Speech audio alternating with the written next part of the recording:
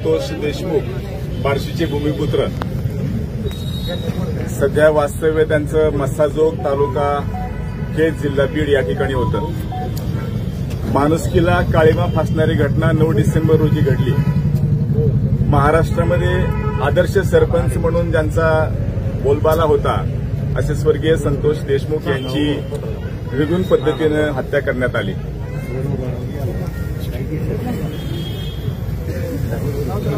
तमाम बार्शीकरांच्या वतीनं आज महामानव डॉक्टर बाबासाहेब आंबेडकर यांच्या पुतळ्यापासून आम्ही मूक मोर्चाच्या माध्यमातून या ठिकाणी स्वर्गीय संतोष देशमुख यांच्या प्रति आदरांजली आणि त्याचबरोबर या गुन्ह्यामध्ये अद्यापही फरार असलेले जे गुन्हेगार आहेत त्यांना त्वरित शासन व्हावं, शासनाने त्वरित या अतिशय काळीमा फासणाऱ्या घटनेची जबाबदारी स्वीकारून या गुन्ह्यामध्ये जे गुन्हेगार आहेत त्यांना शोधून योग्य ते न्याय द्यावा।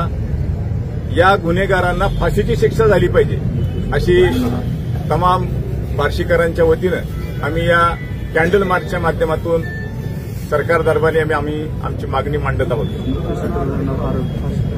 या गुन्ह्यामधील मुख्य सूत्रधार अद्यापही फरार आहेत, त्यांना अद्यापही अटक झालेली नाहीये, त्यांना आरोपी देखील केले नाहीये।